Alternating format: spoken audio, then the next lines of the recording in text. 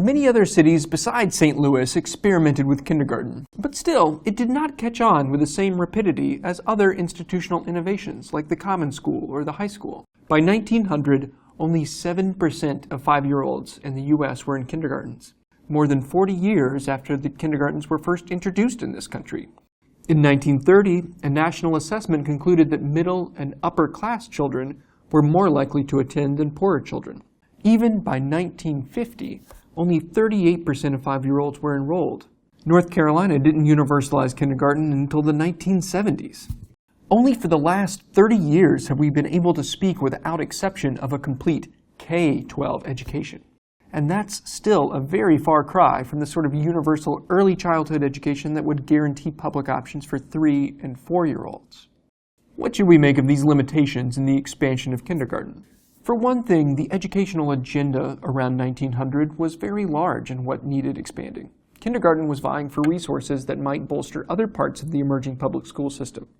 Cities in the 19th century that adopted experimental kindergartens had a hard time expanding them because at the same time they were vying with other parts of the school system, the basic graded primary schools or the secondary schools.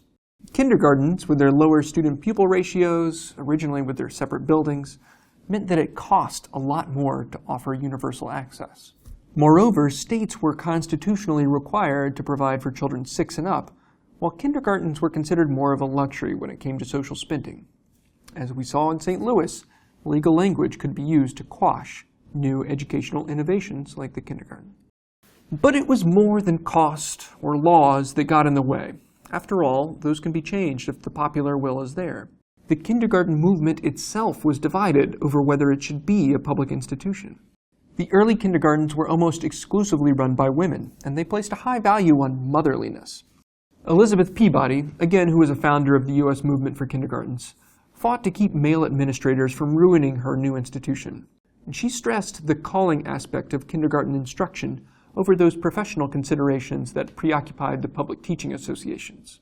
Peabody waffled on the topic of whether kindergarten should be public or whether they should be just private, but in the end she came out opposing public kindergartens, largely to keep autonomy for women who had so little direct public influence in this era before the 19th Amendment guaranteed the right to vote. The movement for kindergarten would split over this question of public institutionalization.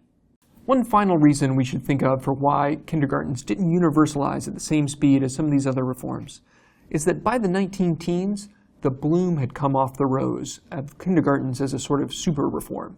It couldn't deliver on all its promises. On the one hand, the kindergartens were trying to compensate for poverty and assimilate immigrants. On the other, they were trying to provide a nurturing setting for early childhood development for the well-off. The reform fad moved away and turned to other innovations like manual training and vocational education, not to mention non-educational interventions like labor unions and socialism to address America's growing inequality. By the 1920s, young women who might have been kindergarten enthusiasts before had found that they had other options for social reform, including, with the passage of the 19th Amendment, direct access to participate in politics. From the 1920s onward, other movements would spring up to promote early childhood education for 3- and 4-year-olds. Nursery schools rather than kindergartens, and later what we would call pre-K. Kindergartens didn't die off, of course.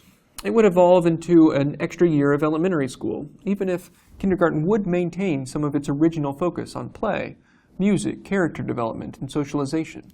As the historians David Tyack and Larry Cuban have concluded, kindergarten was mostly reshaped to look like the graded school despite the fervent hopes of those reformers that it would introduce this new education. But it did, in its own way, reshape the primary grades. Bolted desks became movable tables and chairs, and there were teachers that used games in instruction, and art and music became more central to the curriculum. Objects appeared in the classroom, rather than just books. Kindergartens persuaded administrators that teachers' assistants and reduced class sizes could increase the quality of elementary education. As David Tyack and Larry Cuban conclude, the child's garden influenced the environment in which it grew.